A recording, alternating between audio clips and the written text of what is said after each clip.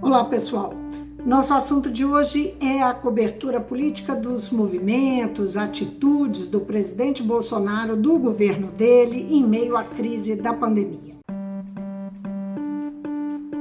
O papo é com Mário Magalhães, jornalista, escritor, ex-ombudsman da Folha. Como é que você avalia o desempenho da mídia na cobertura dos movimentos da presidência? O fundamental, para mim, é o seguinte: a esmagadora maioria dos jornalistas está desenvolvendo um trabalho admirável, corajoso e relevante na cobertura da pandemia. É um trabalho que, como numa cobertura de guerra, ele também expõe muitos e muitos profissionais à doença, aos perigos decorrentes da doença, e expõe também as pessoas mais próximas, as pessoas, os amores dos jornalistas e das jornalistas que estão as suas famílias. Muita gente tem que ir para a rua contar a história, voltar para casa, por mais que as redações estejam tomando cuidados, permitindo que quem possa trabalhar em casa trabalhe, e mesmo nas redações responsáveis, porque há redações irresponsáveis, em que já morreram, inclusive já morreu jornalista, as redações responsáveis estão tomando cuidados para tentar evitar a transmissão do vírus. Então, eu acho que o trabalho, o que é o jornalismo a rigor? É um serviço público, mesmo quando empreendido pela iniciativa privada, que consiste fundamentalmente em informar. Então, o trabalho de informar no momento como esse é um trabalho que opõe, não do ponto de vista metafórico, opõe objetivamente vida e morte. É um trabalho de civilização contra a barbárie. Quando o poder tem a iniciativa, e eu me refiro evidentemente à presidência da República, de dizer que uma pandemia que já matou 150 mil pessoas oficialmente mundo afora, é somente uma gripezinha, que no Brasil matou mais de 2.500 pessoas, e há estimativas de que já tenha matado mais de 15 mil. Quando o poder diz que é só uma gripezinha, que brasileiro não pega nada, o trabalho do jornalismo é muito mais importante. Nesse sentido, eu acho que é admirável o que vem sendo feito até agora, o que não elimina, evidentemente, as nossas fragilidades e os nossos erros. Eu identifico dois, fundamentalmente, no jornalismo. A presença no Palácio do Planalto de um presidente que recusa a ciência, que diz para cidadãs e cidadãos, vão para as ruas, que não vai dar nada, que é um resfriadinho. É claro que quem se diz o contrário ganha traços de herói, porque é isso, é a vida contra a morte. Só que, por exemplo, o ex-ministro Mandetta teve o mérito de confrontar o presidente da República limitadamente, mas eu acho que o jornalismo, que é essencialmente um fiscal do poder, de qualquer poder, por isso eu nunca ouvi falar em nenhum período da história, em nenhum canto do planeta, do poder que gostasse do jornalismo, embora uns poderosos convivam em termos democráticos com o jornalismo, outros não, querem sufocar o jornalismo, mas o fato é o seguinte: o desempenho do Ministério da Saúde até agora foi sofrível. O Brasil é um dos poucos países do mundo que não sabe responder a uma questão elementar. Quantos testes já foram feitos para detectar infecção por Covid-19? Número de postos Então, já aplicados. ou seja, eu acho que falta espírito crítico aí. E um outro aspecto tem a ver com uma série de deficiências estruturais. É o seguinte: essa é uma cobertura em que se depende muito dos dados oficiais. Só que há muitos e muitos indícios, fundamentalmente contados, quer dizer, sustentados por cientistas, de que há uma subnotificação de casos e de mortes decorrentes de Covid-19.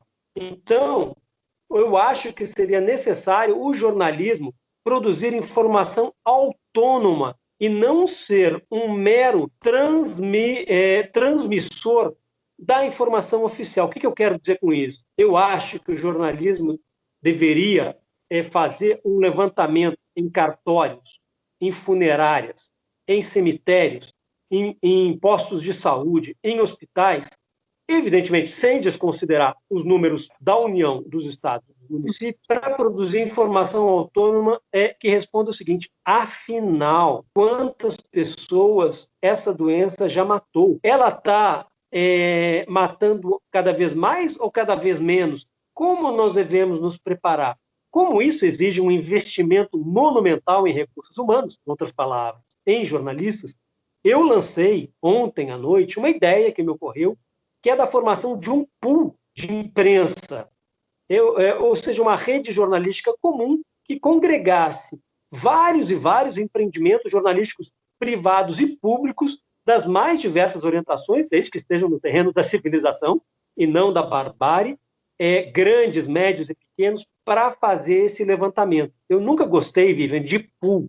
Eu sempre fui um repórter que gostei de correr atrás de informação exclusiva para os meus leitores. Só que no momento como esse, em que a vida está em questão, eu acho que isso seria necessário, eu acho que isso é urgente. Eu não sei se vai acontecer, mas de qualquer maneira é fundamental. No cenário, digamos que para fazer esse pool não é dos mais favoráveis. Aí, só lembrando que a própria atitude do presidente da República em relação à imprensa aponta aí que existem alguns veículos que estão se posicionando no sentido de mostrar a controvérsia dentro do próprio governo em relação à pandemia, e há outros veículos, TVs, especialmente a Record e o SBT, que adotam posições diferentes. Quer dizer, pensar num pool é difícil, né? De trabalhar isso, porque existe uma diferença aí de tratamento político em relação ao ministro, apesar de não ser sobre a doença, mas em relação ao presidente, né? Não, justamente, mas o pool, eu acho que ele seria balizado pela defesa da civilização contra a barbárie e da vida contra a morte. Está claro, mundo afora, que a pandemia do coronavírus, o novo coronavírus, ela é mortal. Está claro que ela castiga, sobretudo, os mais pobres. Está claro que ela castiga mais pessoas negras do que pessoas brancas. Muita coisa está clara. Quem considera que isso tudo está claro, é evidente que nós estamos à beira de um extermínio no Brasil, participaria do pool. O pool, Vivian, ele é mais necessário no momento em que o jornalismo e a vida humana estão sob ataque do poder. Quando há uma convivência, como eu disse, nenhum poder gosta do jornalismo, mas quando há uma convivência razoável, em termos democráticos, entre o poder e o jornalismo, as coisas são mais tranquilas. Mas quando o jornalismo está sendo atacado hoje, Vivian, sobretudo porque o jornalismo está defendendo a vida. E o jornalismo, digno do nome, está mostrando como segmentos do poder estão pensando mais nas suas agendas políticas do que na vida das pessoas. Então, isso é uma ideia, o que, evidentemente, não impede uma série de iniciativas independentes e que estão se desenvolvendo, e a gente vai, por exemplo, um grande repórter fotográfico, repórter no sangue, o João Weiner. Ele encostou o carro dele do lado do cemitério em São Paulo, pegou o drone dele, botou no alto para fotografar ou filmar um cemitério e descobriu que estavam abrindo mais de 500 covas. Ou seja, esta é a previsão real. Isso não é uma gripezinha, isso não é um resfriadinho. Agora, o fato é que existe o presidente elegeu a mídia como um dos seus principais oponentes, né? O presidente ele se coloca sempre, ele precisa de ter oponentes, né? Inimigos, e a mídia é uma delas. E a Globo, ela virou assim, virou um símbolo disso, né? E a Globo foi também considerada pelas esquerdas, especialmente pelo PT, um inimigo na cobertura dos escândalos envolvendo o PT, dos escândalos da cobertura da Lava Jato, no caso do processo do ex-presidente Lula. Como é que você enxerga isso, né? A Globo vira, nessa polarização, nos dois polos, um oponente. Vivian, no meu livro, eu não sou mais um crítico de mídia profissional, mas no meu livro sobre 2018, sobre Lutas e Lágrimas, evidentemente que o jornalismo brasileiro tem um lugar protagonista, porque a ação do jornalismo, de boa parte do jornalismo mainstream no país, foi decisiva para a chegada do capitão Jair Bolsonaro ao poder. O Bolsonaro, ao contrário do que se diz, ele não chegou ao poder devido a vários fatores que contribuíram, sim, para a vitória dele nas urnas. O Bolsonaro ganhou a eleição em 2018 porque o candidato, e as pesquisas eram claras, a última foi feita no fim de agosto pelo Datafolha, que é o instituto que, em outubro, acertou na mosca o resultado do segundo turno. O Datafolha mostrava que o ex-presidente Luiz Inácio Lula da Silva ganharia com facilidade do Bolsonaro. E a prisão do Lula foi decorrente da Operação Lava Jato, cuja cobertura eu considero um dos maiores vexames da história do jornalismo brasileiro, que não atuou como jornalismo, atuou como propagandista, produzindo propaganda e não a cobertura crítica própria do jornalismo. Como eu conto em Sobre Lutas e Lágrimas, uma assessora, a chefe da assessoria de imprensa da Operação Lava Jato, em Curitiba, disse alguma coisa do tipo: ao que a gente vendia, a mídia comprava, a imprensa comprava.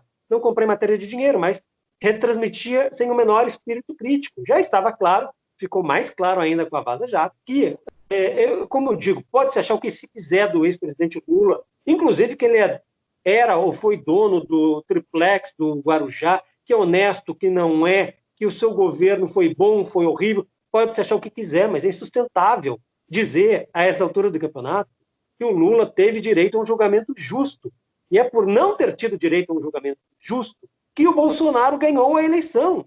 Ou seja, a vitória do Bolsonaro, como eu explico em pormenores no livro, ela se deve muito à atuação da imprensa, que cometeu um crime, segmentos do jornalismo brasileiro cometeram um crime de desonestidade intelectual no segundo turno, em 2018, ao comparar Bolsonaro e Haddad, dizer que ambos eram extremistas. Gente, o Haddad, Fernando Haddad, extremista, professor do INSPER, quem sabe o que é o INSPER, me entende, um extremista. Bolsonaro não, defensor da tortura, um sujeito que diz que feminicídio é mimimi, um sujeito que diz agora que a Covid-19 causa só uma gripezinha, esse sim é um extremista. Então, eu não estou me referindo especificamente à Globo, estou me referindo a setores mais amplos do jornalismo brasileiro, e no livro eu os nomeio, inclusive por exemplo, um colunista do jornal o Globo, eu trabalho no livro sem eufemismo, eu dou nome aos santos, conto os milagres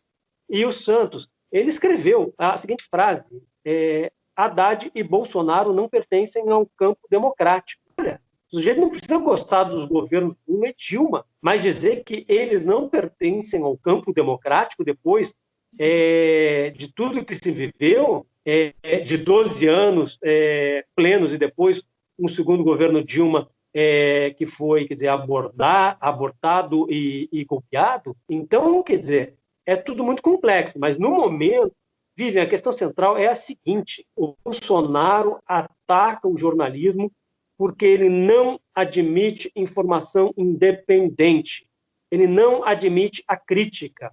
A vocação dele é de ditador. Eu não estou inventando nada. Ele falou, eu conto no livro, ele falou: eu gostaria de impor um regime igual àquele que nasceu em 1964. Ele falou: se eu for presidente, eu assumo, dou um golpe e mata 30 mil. Eu não estou inventando. Então, ele o poder, e o poder de natureza autoritária, fascistoide, ele não pode conviver com o jornalismo independente. É por isso que ele tem todas as atitudes que tem de intimidação da imprensa. Eu tenho no livro ele tem um capítulo chamado A Imprensa Intimidada. Lamentavelmente, depois da posse do Bolsonaro, o jornalismo brasileiro parecia muito intimidado já por ele. Isso prosseguiu durante um bom tempo e hoje, nessa divisória, nessa divisão, nessa bifurcação dos caminhos, ou se defende a vida ou se defende a morte, por sorte, muita gente está fazendo um jornalismo de qualidade. Esse comportamento da imprensa intimidada não está ligado também fundamentalmente ao fato de que a imprensa é majoritariamente liberal, não é? A imprensa, as empresas de comunicação e a orientação servia a essas empresas, atendia a essas empresas que Bolsonaro não fosse atacado ou fosse preservado, porque esse modelo liberal e as reformas que ele prometia interessavam essas empresas. Tem a ver com isso? Vivian, como você sabe, eu sei, tanta gente sabe, o jornalismo brasileiro digamos, não vou dizer majoritário, mas mais poderoso, se identifica plenamente com as reformas, reestruturações antissociais conduzidas pelo ministro banqueiro Paulo Guedes.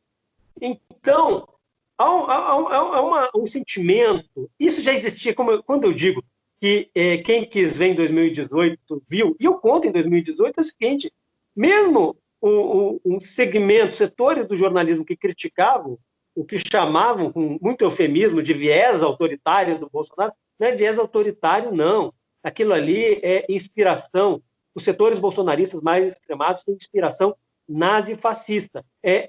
Se levantavam contra o, entre aspas, viés autoritário do Bolsonaro, mas aplaudiam, mais do que aplaudiam, assolavam a agenda antipopular, antissocial, socialmente regressiva do Paulo Guedes. É que nem agora. Onde está o ministro Sérgio Moro, subordinado de um presidente da República, que diz para as pessoas irem para as ruas, e a gente sabe onde é que vai acabar isso? E cadê a cobertura crítica sobre o ministro Sérgio Moro? Pelo contrário, a imprensa brasileira é muito grata ao ministro Sérgio Moro, porque ele, enquanto juiz, foi responsável por impedir, dar o primeiro passo decisivo, impedir que o ex-presidente Lula concorresse na eleição presidencial. Então, quer dizer, o jornalismo brasileiro ele é repleto de contradições. E ele, hoje, o jornalismo mainstream, continua sendo pró-agenda econômica do governo, pró-Paulo Guedes, e chega a criticar o presidente da República, porque está sendo muito lento na condução da agenda do Paulo Guedes. E o jornalismo brasileiro é fãzoca, cheerleader do ministro Sérgio Moro, que a gente sabe muito bem o que é, né? O homem que veste camisas pretas, e quem conhece um pouco de história sabe o que isso representa. No seu livro você faz sobre Lutas e Lágrimas, né? Que é uma biografia de 2018, você elenca aí diversos personagens, né? E faz uma referência a 1968, o livro do Zuenir Ventura, né? Como é que é essa referência e quem são esses personagens que você elenca? E por que você diz, não é que o ano que não acabou, mas você afirma que 2018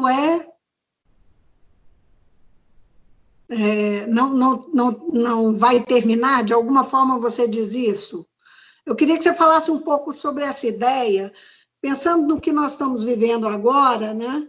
E se 2018, se nós não saímos de 2018, essa que é a ideia? Vivian, o livro do nosso colega Zuenir Ventura, sobre 1968, hoje um livro clássico, se chama O Ano que Não Terminou. É uma referência ao ato institucional número 5, esse mesmo que as viúvas da ditadura estavam reivindicando ontem, a memória do AI-5. O AI-5 foi no dia 13, foi baixado no dia 13 de dezembro de 68, o ano que não terminou. A introdução, o prólogo do meu livro sobre lutas e lágrimas, tem como título O Ano que Tão Cedo Não Vai Terminar. Por quê? Basta a gente olhar pela janela. O que é o Brasil de hoje? O desmatamento na Amazônia, isso talvez nunca tenha volta, isso é consequência do que se definiu em 2018. As pessoas dizendo na rua, não, isso aí só causa uma gripezinha, elas são parentes dos personagens do primeiro capítulo do meu livro, e depois do prólogo, que é sobre milhões de pessoas que recusavam a se vacinar, recusavam a vacina contra a febre amarela, dizendo que a vacina causava morte. Quando tem o presidente da República que reivindica, quer dizer, lembra, saudoso, o tempo da ditadura, e diz que foi atleta, não pega nada, essa brutalidade, isso tem muito a ver com o espírito de quem saiu em 2018 a matar macaco, achando que macaco transmitia febre amarela. Esses ataques, essa intimidação, o jornalismo, que é digno de assim ser chamado, isso vem de 2018. Um capítulo em que eu perfilo o Paulo Guedes, ele começa assim: Paulo Guedes é um Roberto Campos com menos livros lidos e mais desprezo, quer dizer, pela vida alheia, alguma coisa assim. Roberto Campos foi o primeiro-ministro do planejamento da ditadura, né, no governo do Marechal Castelo Branco, ditador Castelo Branco.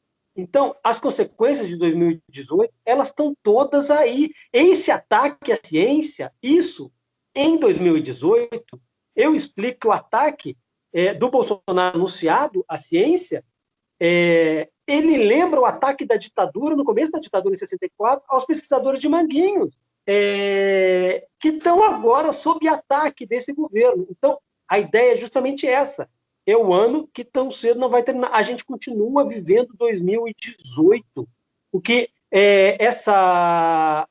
a gente, por exemplo, a questão, os números agora do feminicídio e aumentados com o confinamento de quem pode ficar em casa, isso tem um capítulo do livro inteiro sobre a disparada de casos de feminicídio no Brasil, e um então candidato a presidente dizendo que se chegasse ao Planalto, ia batalhar para acabar com a lei do feminicídio, porque feminicídio é mimimi.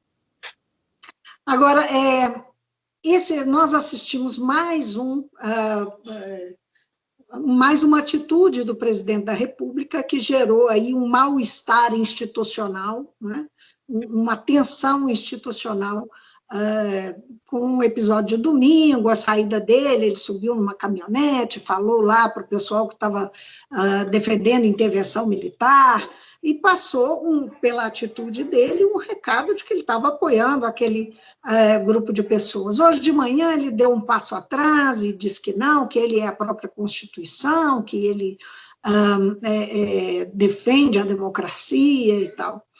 Como é que você enxerga, só para a gente finalizar a nossa conversa, essas idas e vindas, esse desgaste que a gente percebe, essa repetição de tensionamentos que a gente percebe, há uma discussão sobre o quanto as nossas instituições podem ser frágeis, né? E se nossa democracia está em risco. Qual que é o seu sentimento em relação a essa discussão? Bom, Vivian, ontem mudou, o que mudou ontem é que foi um presidente da República, mas em 2018, um porta-voz do presidente da República disse que bastava lá o soldadinho, um jipe, e fechavam o Supremo Tribunal Federal. Isso foi dito. E quando falaram, não, ele é só um menino e tal, bom, o menino é um deputado federal, ex-agente da Polícia Federal, chama-se Eduardo Bolsonaro. Isso já está anunciado. O Bolsonaro chegou a falar na campanha que ele tinha um projeto de mudar o número de membros do Supremo Tribunal Federal. Quem fez isso foi a ditadura. nos anos 60, a ditadura, para garantir, assegurar maioria no Supremo Tribunal Federal, ela aposentou alguns membros e mudou a composição do STF. Isso é coisa de ditadura. É o seguinte, o Bolsonaro, ele ameaça todas as conquistas democráticas e civilizatórias desse país. Algumas ele já liquidou. Ele liquidou com conquistas do trabalho de quase um século. Quer dizer, mais de um século de luta dos trabalhadores, mas conquistadas há mais de um século. Só que falar em democracia hoje é muito difícil. A democracia vive, vamos lá, na democracia prevalece a soberania da vontade popular prevalece. A vontade popular em 2018 era escolher um determinado presidente. Esse determinado ex-presidente da República não teve direito a um julgamento justo, foi impedido de participar da eleição e foi colocado preso numa cela em Curitiba. Que democracia nós estamos falando? Que democracia? A democracia, quando milhões de pessoas não podem nem escolher, na verdade, ficar em casa, porque moram em espaços de 15, 20 metros quadrados, com 6, 7, 8 pessoas, não considero o Brasil um país democrático, mas há sim conquistas democráticas a defender. Aliás, para tentar ser breve na nossa conversa, eu tive cancelado uma palestra que eu ia fazer na Universidade de Harvard, em março, por causa da pandemia. Uma tese que eu ia defender lá, apresentar, é a seguinte: o Brasil não vive hoje, não é uma democracia, mas também não é uma ditadura. Porque se a gente achar que o Brasil hoje é uma ditadura, não tem muita coisa a defender. Não é uma ditadura. Mas, em 1936, o governo Getúlio, em 1935, o governo Getúlio Vargas, que era um governo constitucional, tinha sido constitucionalizado pela Constituinte de 1934, baixou uma lei de segurança nacional violentíssima. Em 1936, criou um Tribunal de Segurança Nacional, que era um tribunal de exceção, não previsto na Constituição. Botou milhares e milhares de adversários na prisão. Torturou em massa. Matou. Não existia uma democracia, mas a ditadura ela só vai ser instaurada com o golpe do Estado Novo em novembro de 1937. O Brasil hoje é mais ou menos isso.